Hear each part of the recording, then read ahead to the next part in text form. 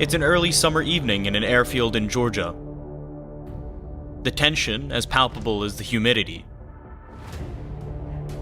A new plane is scheduled to make its first flight tomorrow, and things have to go well. The F-22 Raptor is a fighter for the next century. This conglomeration of titanium, aluminum, and thermoplastics incorporates bold and forward-thinking designs. It possesses speed, stealth, and flight control systems designed to give its pilot overwhelming superiority against the current and future enemy weapon systems. It's the fighter that today's children may fly tomorrow. With it, they will be masters of future air war, capable of overwhelming an enemy into submission. More than 10 years of work and complicated web of contractors and subcontractors in 46 states have gone into producing this next-generation fighter. But already the Raptor has a troubled past. First, the Air Force made demands for fighter capabilities, but no one was sure they could be met. The funding cuts caused restructuring and repeated delays in development. A prototype crash. A subsequent version had so many problems, its first test flight was delayed for months. The plane has faced and still faces criticism from advocates of other planes and from Congress, which has been fretting over the F-22's cost. The last thing the plane's supporters need now is a bungled test flight that adds to the criticism and further clouds the future. The people who know this plane immediately believe this is what America needed for the future. They are as ardent in the support for the F-22 as the critics are opposing in it. I coined the phrase once upon a time, so there are going to be two kinds of airplanes. There's F-22s and there's targets. But there are tests to be passed, and tomorrow will be one of them. Inside Building B1 at Lockheed Martin Aeronautical Systems in Marietta, Georgia, a deceptive peacefulness hangs over the assembly line. Work here is also done after months of preparation. An aircraft assembled here will take flight for its first time. A major milestone for even the simplest airframe. Sitting on a ramp some 2 miles away, the F-22 is not scheduled to take off for at least 6 hours, but already crew members are hard at work. They double-check and triple-check every last inch of the aircraft. Absolutely no one wants their assembly, their system, their one small piece in this $187 million puzzle to go awry. In fact, components on the ship 4002, as the aircraft is known here, have been meticulously tested and retested ever since the plane rolled out of the assembly hangar in February, some 4 months ago now. The day has come for this aircraft's maiden flight. The F-22 cannot stumble. The Raptor must accomplish what is called a flight with no squawks. That is a test flight that goes off without a hitch. At 5 a.m., the pace of preparations starts to pick up. No detail, however small, can be overlooked. Not even the removal of a potentially damaging pebble. A cleaning truck patrols the ramp area, vacuuming up such debris. Lockheed Martin's security officer, Patty Howarth, holds a quick briefing to remind her staff of their priorities. Everybody forgot everything they learned on how to drive on the flight line, and every single person who had a flight line pass was out here driving on Friday. Everyone. Howarth will spend the rest of the morning making sure her security team keeps the taxiway clear. Then, she will join on the rescue teams standing by, to assist with security in the case something goes wrong. Patty also worked on the security detail when Ship 1 flew for the first time. It was probably one of the greatest days of my life. I've never really been involved in aircraft, and I thought, oh, it'll just be another day. But it was probably 110 the first day it lifted off, and I had goosebumps going up my spine. As the sun rises, responsibilities are handed off from the night crew to the crew that will launch the plane. Crew Chief Terry Beyer oversees it all, supervising every crew member working on the F-22 today. He's been up since 2 a.m. A very vested personal interest. Very little sleep last night. Toss and turn. It's been 8 years to get this far, so we're looking forward to a fun day. Among Beyer's responsibilities this morning is ensuring all instrumentation and systems are functioning, so the team can get data on the plane's performance. That data will flow back to a control room here at Marietta. It's very important to the program, and we've demonstrated not only to the company people, but to the general America and Congress that this airplane can be built here in Marietta, and we have competent people. We've decreased our build time here by over 3 months, and the number of write-ups that we have left open to do is down to a handful of write-ups versus the first airplane. We had significant things that we had to fix when we come back, as far as things that we couldn't complete to go fly. Beyer believes that won't be the case this time, but he won't know for sure until his flight is over.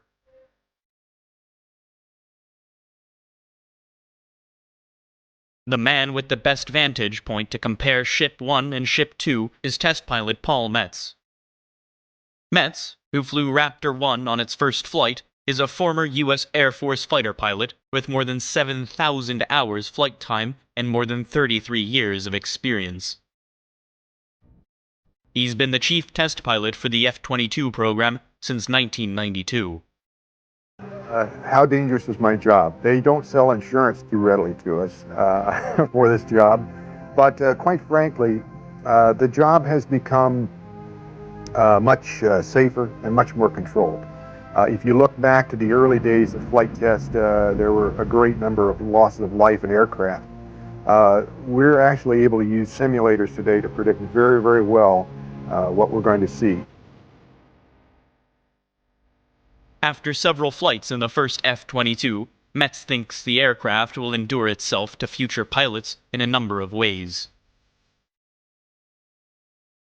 From the simple things like amazingly soft landings and the ability to feel really good about yourself when you come back from a flight in terms of your ability to fly it, to extreme maneuverability, to cockpit displays and information that are beyond the realm of the current fighter pilot to envision, and the ability to sneak around in space without people seeing you. All of these things together make for a tremendous package, and the fighter pilots of the future are going to point to the F-22 as their favorite. I'm sure of that. On the ramp, the ground crew continues working. Byers is already pacing. Dan Stevens is the senior avionics technician for the F-22 program. He's responsible for the computers and other electronics on the aircraft to make sure they are functioning and ready when the pilot gets into the cockpit. Backing him up are a team of experts for every computer on the plane. We actually have IPT engineers that are ready for their systems as they develop problems and answer any questions. If I have a question, that I know who to go to. We have experts on every component on the aircraft. The F-22's pioneering electronics are perhaps the crew's biggest source of worry. They've undergone extensive testing, and Stephen believes most of the problems have been ironed out. But until this plane executes a flawless flight, Stevens won't be able to relax. All of us are putting quite a bit of effort into it to see that it makes its goals, and especially this flight this morning. We're very proud of this aircraft, and we know it's going to take us through this millennium and beyond. The pride comes from long hours. Flight test engineer Hal Wyeth has been on the ramp since 3:30 a.m. Well, I broke a little sweat, but we're doing real good. His team has actually been running final checks since last night. But for Wyeth and his crew, the payoff will come the same way it did with Ship 1, with a successful flight. Wyeth recalls how he felt watching the flight of the first F-22. When he actually rotated and broke ground, it was a great feeling after all the effort that's been put in by so many people. You get a little lump in your heart, you know, that kind of thing. Today, however, the emotions may run deepest for this man, Vincent DeVino, is the team leader for airworthiness and delivery crew. He's been sheepherding the F-22 from the beginning, sweating the details for 10 years. I couldn't begin to count them.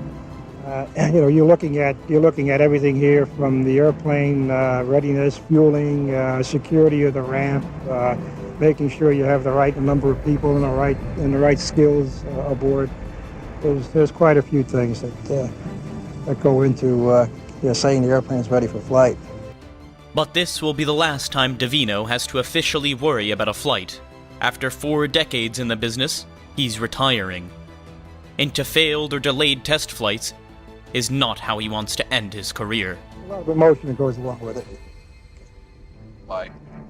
There's a lot of time and 42 years of experience in this business about to come to a close here. As it sits on the map this morning, the Raptor is just a couple of miles from where it was assembled, but Ship 2 is years removed from its birth, and in terms of technology, light years beyond its ancestors. The impetus for the F-22 began in 1981, when the Air Force announced that it needed a new air superiority fighter. Fighters such as the French Rafale, the Eurofighter Typhoon, and new generations of Russian Sukhoi and MiG have steadily reached parity with, and in some cases surpassed, the F-15. Additionally, Russian-made SA-10 and SA-12 air defense missiles could shoot down an F-15. They were for sale to any country with enough money to buy them. So the Air Force began looking for a new fighter that, once again, would allow the U.S. to leapfrog the lethal competition. The F-22 is going to help us own the skies, and owning the skies is what will allow us to dominate future battlefields in a way that will enable every other part of our military force, whether it be forces on the ground, at sea, or in the air. Owning the sky makes everything else work. The new fighter would need the classic ingredients of air superiority: speed and agility, comprehensive situational awareness, the ability to shoot before being seen, and the ability to elude ground threats. But the Air Force decided it wanted to look far into the future, to a fighter that would be superior starting in 2004, and dominate at least 25 years beyond that. That meant a huge leap into the next millennium for the aircraft designers. They would have to predict future enemy capabilities and concoct a fighter that could respond with overwhelming superiority. But asking manufacturers to look that far ahead was like asking designers at the P-51 to foresee the impact of jet propulsion and predict the development of the F-4 Phantom 25 years later. Design teams look for the 1980s equivalent of the development of jet propulsion. They found it in the computer. By 1986, a profound shift away from massive mainframe computers had begun with the miniaturization of electronics that opened new possibilities for design of the fighter for the next millennium. Under development at the time was stealth technology. Stealth modifies a plane's physical characteristics, primarily its external surfaces and heat signatures, to reduce its radar profile. The Air Force had already begun huge leaps in stealth with its F-117 fighter and B-2 bomber. Strategists have called for such an aircraft as the need and development for small expeditional forces to respond to regional conflicts around the globe. The stealth aircraft offered a perfect fit for such operations, in that it could carry out a mission quickly, with precision, without detection, and without the need for support aircraft. And stealth became a requirement for the new fighter. The Air Force also demanded that it fly at supersonic speeds without afterburner.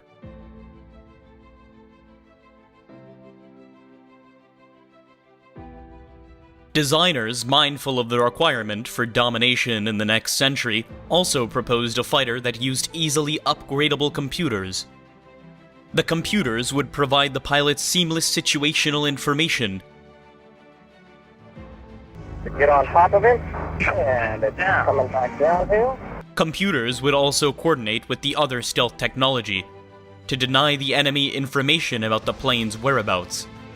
The idea was to have a plane that would give its pilot first look, first shot, first kill capabilities, then zoom away undetected, until the initial targets exploded.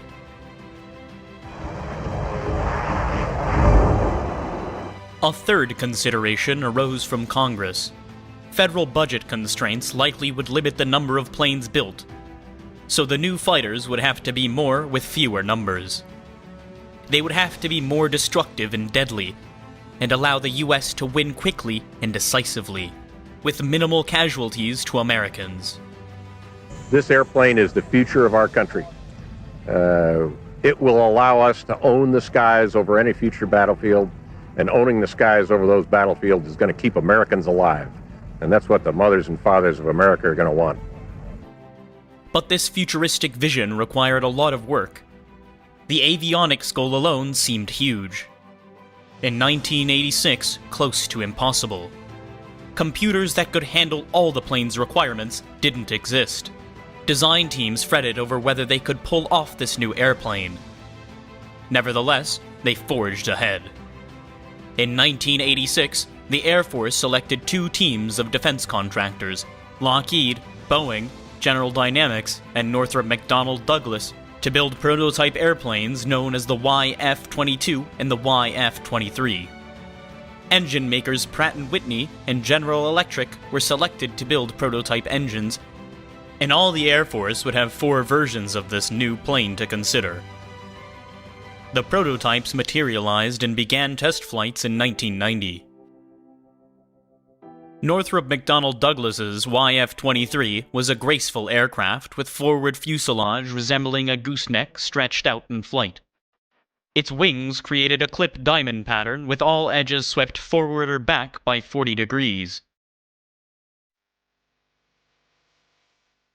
When viewed from above, its broadly angled twin tails propelled the wing's leading edges.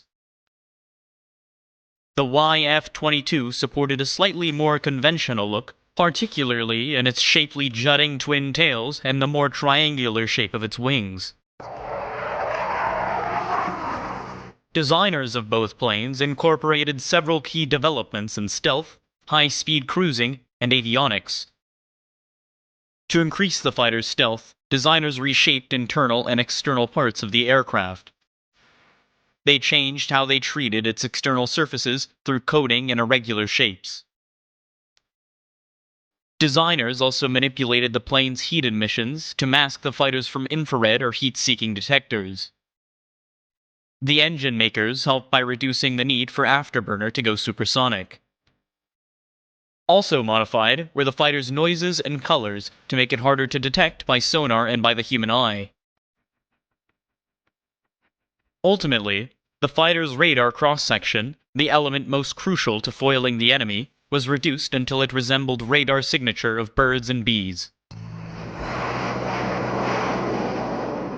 Speed was another way the designers boosted the fighter's air superiority. Conventional fighters get their supersonic speeds through afterburner. But this consumes excessive amounts of fuel and can be used only for a short amount of time. The F-22 Pratt & Whitney engines can develop 35,000 pounds of thrust and push the Raptor to well above Mach 1 without using afterburner. That means the fighter can fly at supersonic speeds for longer periods of time, giving it a greater range of operation and enemies less time to react. Designers call this capability supercruise. It significantly exceeds the capabilities of engines powering the Air Force current F-15 and F-16 fighters. Finally, the designers incorporated the latest developments into computers to create avionics that give the pilots superior situational awareness.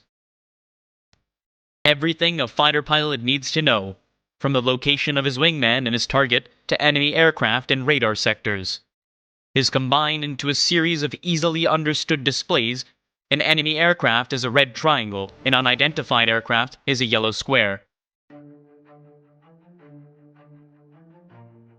Our green square is a friendly aircraft. Wingmen are in blue. All the pilot has to do is to glance down to his situational display and instantly grasp the battlefield around them.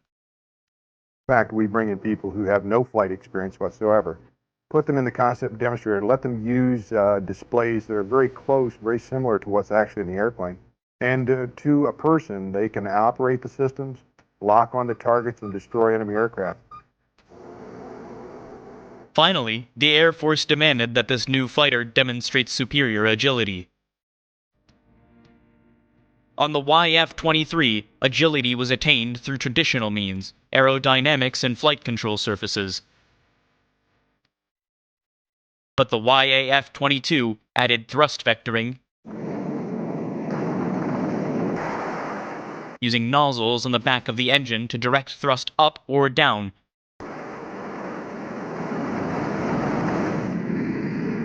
With thrust vectoring, the YF-22 achieved a record-high angle of attack, 60 degrees, an angle that would stall most other aircraft. I now announce. In April 1991, U.S. Air Force Secretary Dr. Donald Rice announced that the YF-22 with its Pratt & Whitney F-119 engines would be the design for its future advanced tactical fighter, citing better capabilities and lower costs. The Air Force awarded the winning team a $9.5 billion contract. While design work began on the newly dubbed F-22, the Air Force continued test flights on the YF version. On April 22, 1992, while returning to Edwards Air Force Base in California, the YF-22 began oscillating severely, 40 feet above the runway. Pilot was unable to regain control. The YF-22 crashed and burned.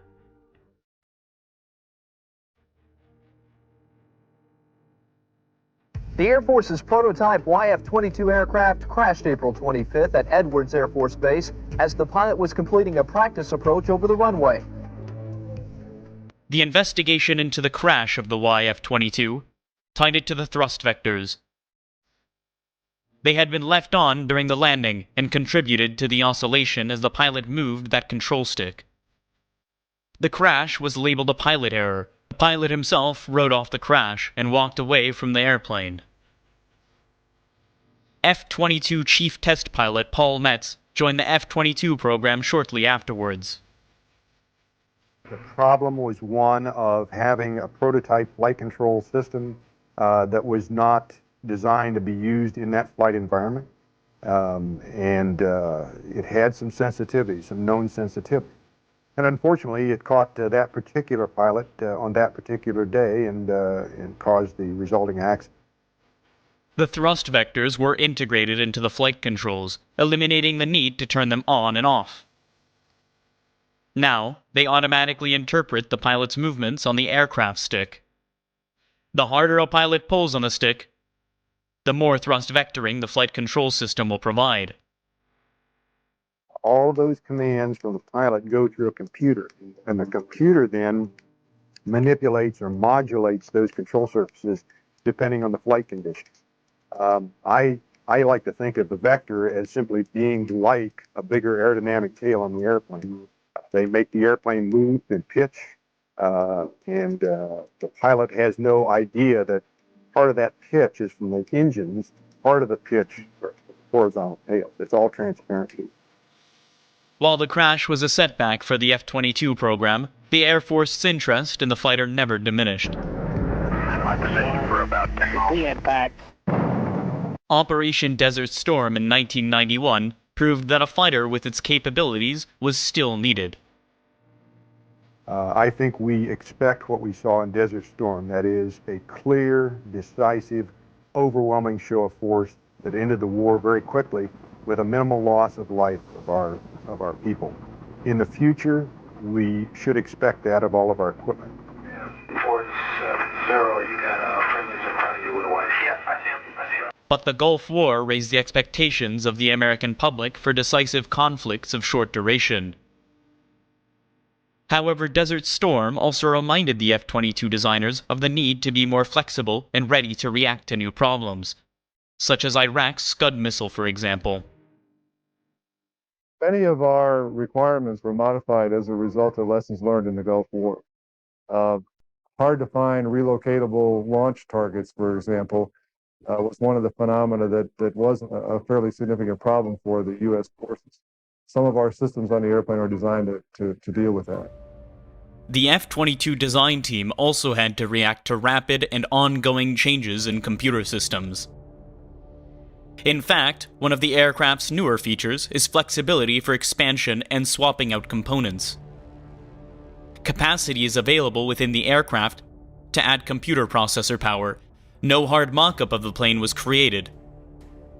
Instead, manufacturing plants in Fort Worth, Seattle, West Palm Beach, Florida, and East Hartford, Connecticut all relied on computer-generated models for such key components. At final assembly in Marietta, these major sections of the aircraft fit remarkably well. In fact, Lockheed Martin claims that some tolerances were accurate to within 1/6000th of an inch. The development that proved most difficult to cope was with the ongoing downsizing of the US military. The shrinking defense dollar at times hurt the fighter's development. The Defense Secretary William Cohen warned Congress that it would have to close more bases to pay for all the weapon systems if desired, but Congress shied away from that painful task, fearful of the political repercussions that left new weapon systems such as the F-22 vulnerable to the Pentagon budget acts.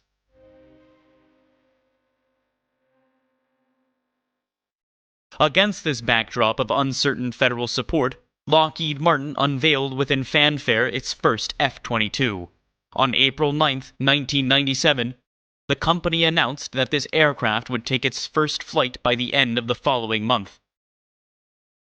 But that first F-22 stumbled badly out of the gate. One problem followed after another, and the program quickly fell 3 months behind. Finally, on September 7, 1997, Metz took the first F-22 into the air. That flight tested the aircraft's handling characteristics and engine performance through different power levels. It retracted the gear for a clean configuration to test handling, and it tested the aircraft in formation with an F-16. The roughly 1-hour flight demonstrated the plane could fly.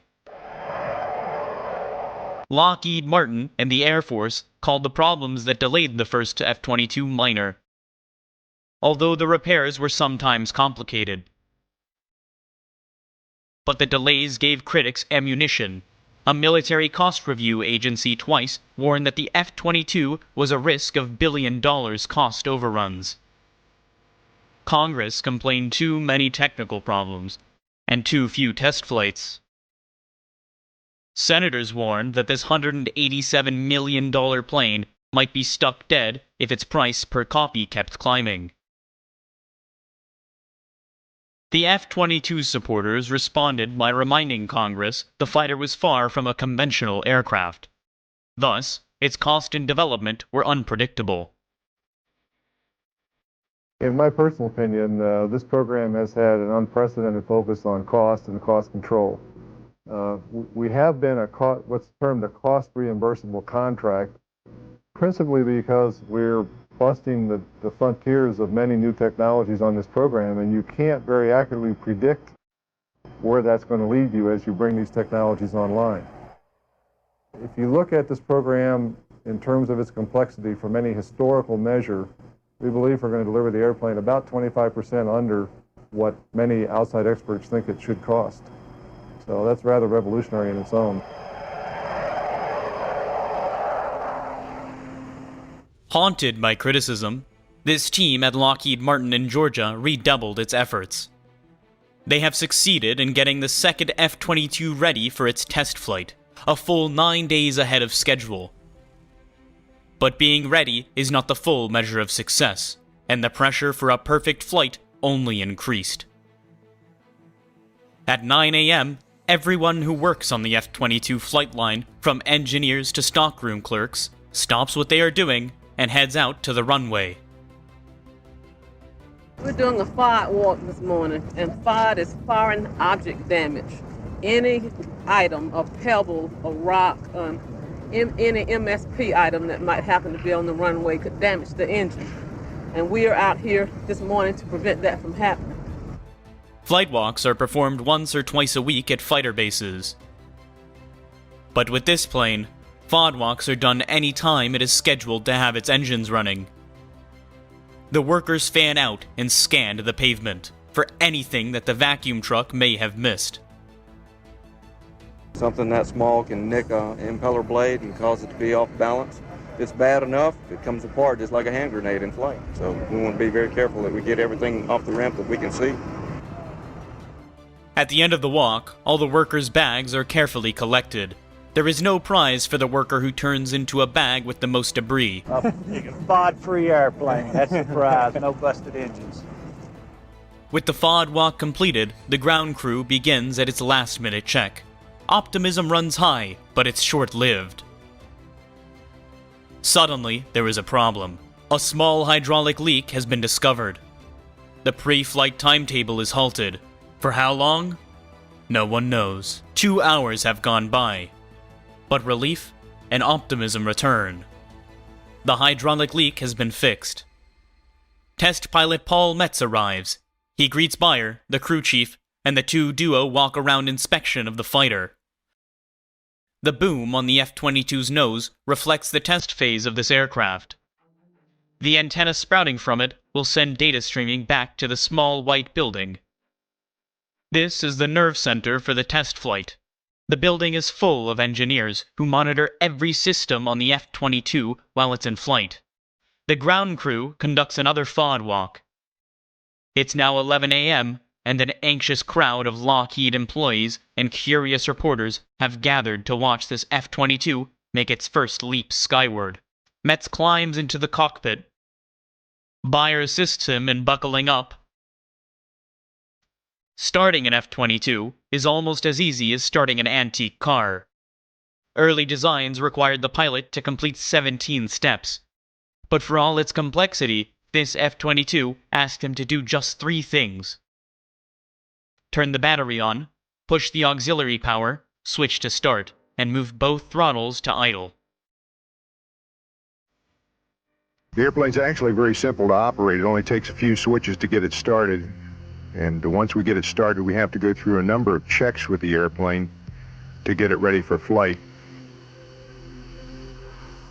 Bayer signals to Metz to bring up the power. Metz talks to both the tower and the control room.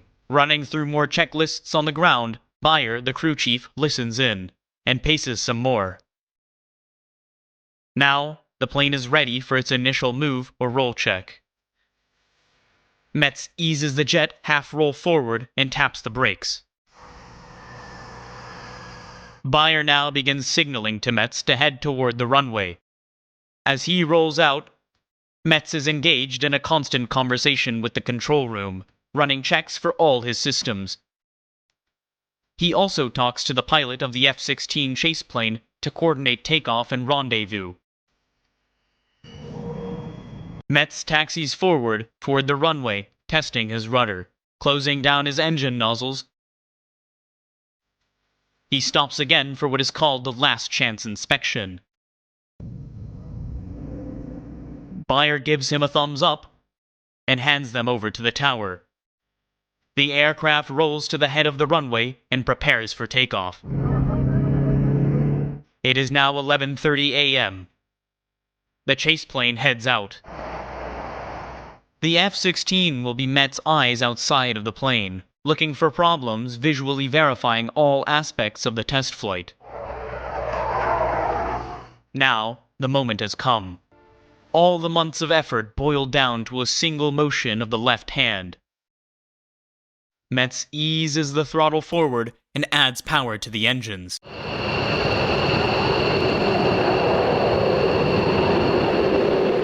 A few breathless seconds later, Raptor 2 takes flight. Immediately, the newly born plane physically and visibly gives notice of its sheer power. The nose lifts higher as it surges into a gravity-mocking climb. It's an initial performance that, Metz later will admit, even surprised him. The F-16 must go to afterburner to keep up. This is a real high point of the airplane. Pratt & Whitney's done a fantastic job with the engines. They operate very, very smoothly with almost no vibration. You can tell no difference between idle and military power. For all its excitement, the takeoff was not the culmination of today's effort. It was merely a beginning. There is a flight plan to be followed and tests to be done.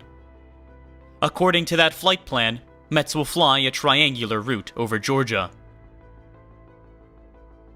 He will head north to Jasper, 40 miles away.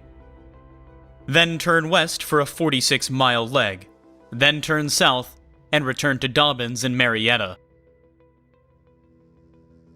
After the initial climb, the F-22 slows to 200 knots and levels off. The gear stays down for the first test phase. While he cruises, Metz and the engineers run through checks of the aircraft systems, making sure all are working. Once everyone is convinced the plane is functioning correctly, it is time to check flight control systems. Time to make the Raptor move a little. The ailerons, the rudders, the thrust factors. As something moves, data goes streaming back to the white control building. Here we're seeing some control motions with the rudder. Again, just relatively gentle maneuvers to see if the airplane responds just as was predicted in the simulations. And it did. Now Metz brings the throttle forward again.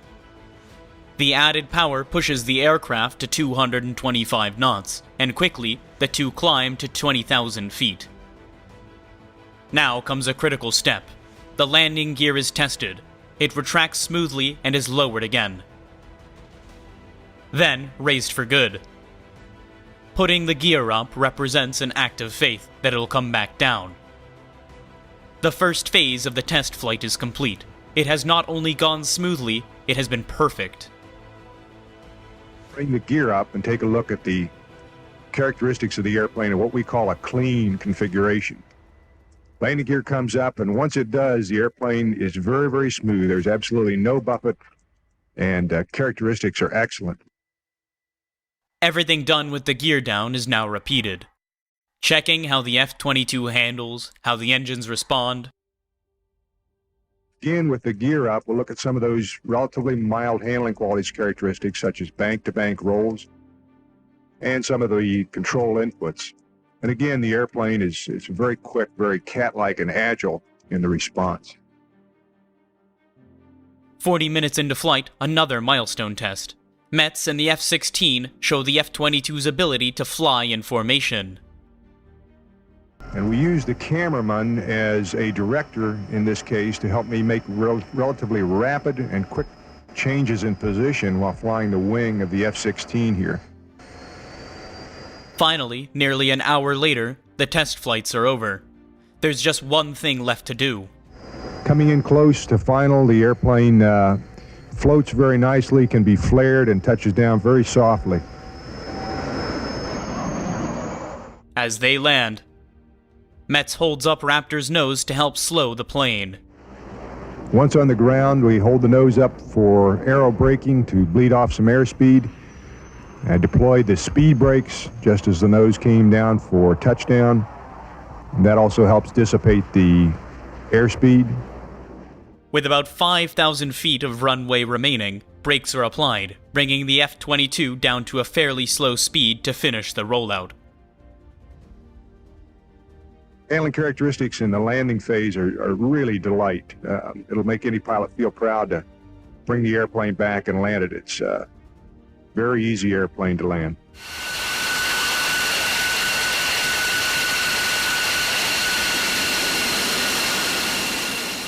As the spectators applaud, Metz brings forward the F-22 over towards them and lets the plane take a bow. These are the folks that are really responsible for getting me in the air. And there are thousands of people, not only in Marietta, but Seattle, Fort Worth, Pratt & Whitney, and the suppliers around the United States, and in fact around the world, that struggled for a long time to put this airplane together. Back at the ramp, the ground crew cheers. Metz leaves the cockpit. There are handshakes and photos all around for a successful test flight. It was by the book. The flight profile was flown exactly as we had planned it out, and absolutely no anomalies on the airplane. It's ready to go again. Don't have a squawk on either the instrumentation or the airframe itself. Anything unexpected, either good or bad? Well, you probably saw it on the climb out here. We rotated up to the climb at about 3/4 field and really rocketed on up there. And both myself and the chase pilot both remarked that that was a lot spiffier performance than we saw with number one. And I can't explain it because it's a hotter day, but it really went upstairs today. With the plane safely back on the ramp, Beyer can finally stop pacing. Well, I guess a lot of things go through your mind. I mean, you think about fuel, you think about electrical power, but mainly is great feeling jumping off, and made a few bets with the ground crew of how bad the airborne pickup would be. But Colonel Rainey hit it pretty good. He was right with him. Elation is pervasive among the ground crew. Fantastic. Got this airplane in the air early, got it back, no squawks on it, perfect.